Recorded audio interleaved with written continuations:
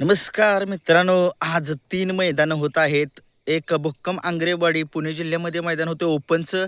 दुसरं मैदान वाठार स्टेशन या ठिकाणी ओपनचं मैदान होतं आणि तिसरं मैदान जे आहे ते मायनी येथे एक आदत एक बैल असं मैदान होते. आज 3 मैदानं होतील आणि नक्कीच आज महाराष्ट्रातून सगळ्या महाराष्ट्रातील सगळे टॉपचे बैल त्या मैदानामध्ये पळताना दिसेल. वाठार स्टेशन या मैदानामध्ये आज महाराष्ट्रातील टॉपचे बैल पळतील. महान भारत केसरी द्वारलेचा हरण्या त्या ठिकाणी पळणार आहे. रायफल 81-81 तो सुद्धा त्या मैदानामध्ये पळणार आहे. आणि बरेच टॉपचे जे नंदी आहेत त्या मैदानामध्ये आपल्याला तुम्हाला पळताना दिसतील. आंग्रेवाडी मैदानामध्ये पुणे जिल्ह्यातील बैल पळताना दिसतील. महाराज असेल, वादळ असेल, कॉकटेल असेल, पिस्टन असेल, सोन्या 22-11 असेल, भोळाशंकर असेल बारामतीकरांचा आणि मांगडे तात्यांचा सुंदर असेल, वजीर असेल, अरे अनेक अनेक असे टॉपचे नंदी त्या मैदानामध्ये पळताना दिसतील आपल्याला भुक्कम आंग्रेवाडीच्या पुणेमध्ये. आणि मायनी मैदानामध्ये मादळमोठी शिखरा असेल, भारत असेल, विठ्ठलनाथांच्या दावणीतील हुकमी के तेजा वगैरे सगळे असतील त्या मैदानामध्ये.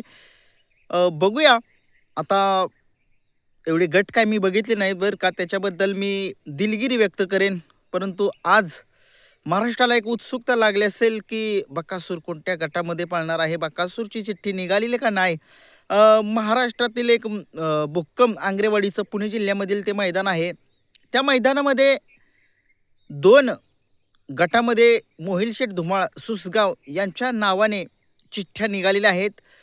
असं सांगितलं जातंय की त्या मैदानामध्ये अपडेट पण आलेली सगळीकडे. महाराज आणि वादळ वेगवेगळ्या पैऱ्यामध्ये पळणार आहेत आणि त्यांचे पैरे आता कोण असतील काय माहीत नाही. परंतु जे असेल ते असेल. परंतु सगळ्यांना एक उत्सुकता असेल की बक्कासूर पळणार आहे का नाही. महत्त्वाच्या मुद्द्यावरतीच येतो डायरेक्ट. कारण की तुम्हाला माहिती आहे बक्कासूर उद्या चिपळूण या ठिकाणी कृषी प्रदर्शन आहे. त्या कृषी प्रदर्शनामध्ये जाणार आहे आपल्या सगळ्यांचा लाडका देव बकासूर, अशी माहिती आहे, अशी माहिती मिळते. परंतु जाईल. परंतु सगळे म्हणतात की आज आरामावरती बैल असेल. रात्री पण अपडेट मिळेल की आरामावरती असेल बकासूर. परंतु काय सांगू शकत नाही बरं का. 10 आणि 30मध्ये भुक्कम आंग्रेवाडी या ठिकाणी बकासूरची चिठ्ठी निघाली आहे. म्हणजेच मोहिलशेठ धुमाळ यांच्या नावाने चिठ्ठी निघालेली आहे. आता महाराज पळतोय, वादळ पळतोय की बक्कासूर पळतोय बघूया. परंतु पैरे यांचे वेगवेगळे असतील का नसतील हे माहीत नाही. मला असं वाटतंय की बक्कासूर पळेलच. कारण का माहिती आहे का, कारण की उद्या जाणार आहे बक्कासूर त्या चिपळूण या ठिकाणी रत्नागिरी जिल्ह्यामध्ये. जाता जाता पळून सुद्धा जाईल. कारण की सगळ्यांना माहीत आहे महाराज पळतोच आणि वादळसुद्धा आता चर्चेमध्ये आला आहे. घरचाच साज मला तर वाटते पळेल महाराज आणि वादळची. जर ती नाही गाडी पळेल तर बकासूरची गाडी पळेल, 100% पळेल. परंतु बघूया. कारण की बकासूर नाराज नाही करत, कुणालाच नाराज करत नाही. आणि एक असं मनाला मध्ये वाटतंय की सगळ्या बकासूर फॅनची एक इच्छा आहे की बकासूरवरती म्हणजे बकासूरची चिठ्ठी कडन का निघते या त्याच्यावरती अनेक कमेंट्स आल्या होत्या. मी जिकडे तिकडे कमेंट्स बघितल्या की बकासूर म्हणजे सेमी आणि फायनल ज्यावेळेस चिठ्ठ्या काढल्या जातात त्यावेळेस डोळे बांधून चिठ्ठ्या काढाव्यात असं कमेंट्स खूप मला आल्या होत्या. मला असं वाटतंय. परंतु शेवटी जी कमिटीचा निर्णय आहे ते व्यवस्थितच करतील. कधीच कुणावरती नाहीत अन्याय होणार आणि व्हायला पण नाही पाहिजे. नाही तसे जाणून बुजून कसे काढतील हो. म्हणजे बाकीच्या लोकांना काय वाटत असेल की जाणून बाजून बकासूरची चिठ्ठी जी आहे ती काढली जाते. तसं कधीच करू शकत नाहीत. आयोजक असो कोणीच करू शकत नाही. तसं करून काय उपयोगच नाही आहे. एक मनाचा भ्रम असेल आपल्या.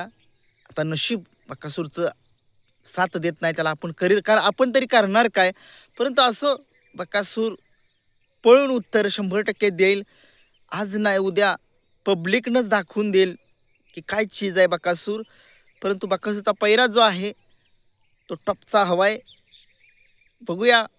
आणि कार्तिक सुद्धाचा देश चांगला पळाला. परंतु शेवटी नशीब ज्यावेळेस साथ नाही ना देत त्यावेळेस काही करू शकत नाही, आपण सुद्धा काही करू शकत नाही. सचिन तेंडुलकर झिरोवरती आउट होतोच तर होतोच. त्याचा सुद्धा बॅड पॅच होता जीवनामध्ये.